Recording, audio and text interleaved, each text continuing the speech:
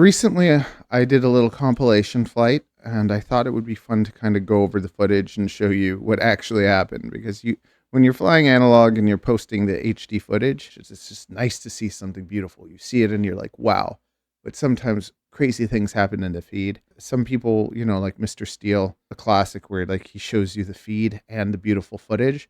But I just find that when you're looking at that beautiful footage, the feed kind of takes away from it. But then at the same time, when you have the feed, you can see the sketchy crap that we have to fly through or the things that can happen. And these flights were pretty interesting. So let's just jump right into it. Little sneak preview of what's going on. So yeah, don't do the stuff that I do, because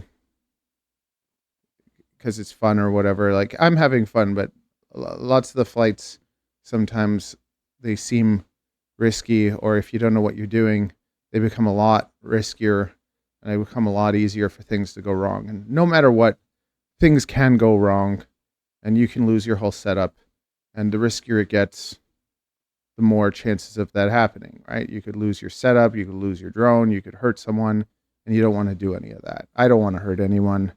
I don't want to take any risks that are way too big, but I do enjoy excitement.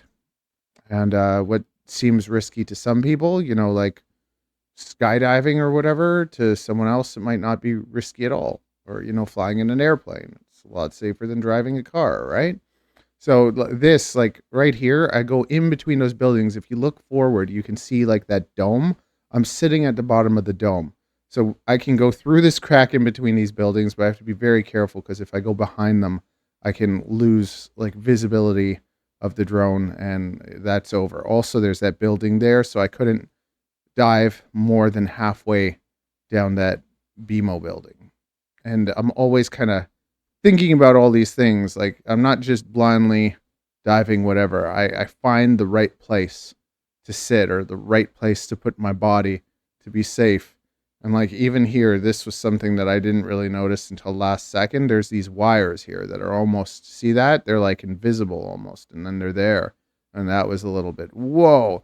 And then this Toronto thing, there's always people inside that circle. So I wanted to go faster, but I went kind of slow. I wanted to just make sure it's nice and safe, make sure there's no people in the circle, and yay, no people on the other side. We're good. We're safe. It's a good fun time. And yeah, most of the time, the longer I fly, the more I actually like analog and kind of tell people, you don't need, there's so many people that get into FPV and they're like, I can't wait till I have some money so I can like get the new system or I can fly in HD and stuff. To me, this is perfectly acceptable. See, I'm underneath that ledge. So the moment I go over the ledge, it starts getting worse. And as long as you're in an area that you're like lined up with your goggles, I have some, you want good antennas. Mind you, like there's a channel called Giant Ant Cowboy, and he shows you how you can make helical antennas that are cheap and they'll have amazing performance. I love the True RC Mix Airs, and they're kind of discontinued. But what I like about them is the form factor is super tight, and they do very well. Kind of as they're not as small as like Omni antennas, like the reach is bigger, but then they're not as far as like patch antennas. They're kind of like in between, and they create like a forward mushroom of like everything that's in front of me.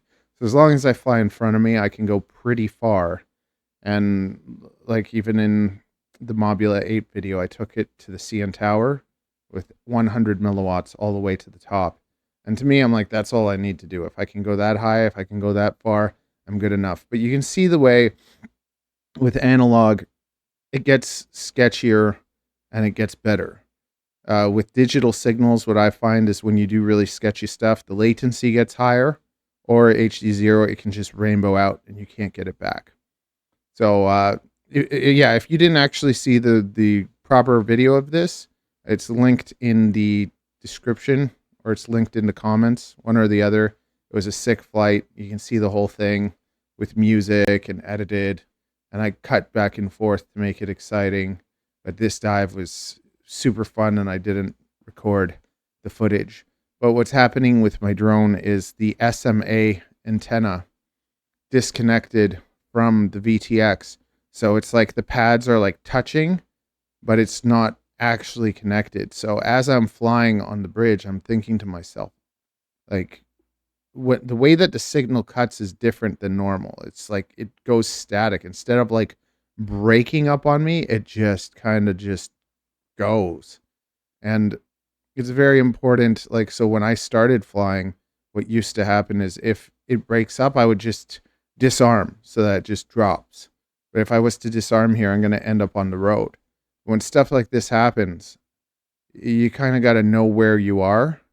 It's like, I know where I am and I'm trying to get back to where I am, right? Like I'm trying to go back in the direction of my body so that the video hopefully gets better.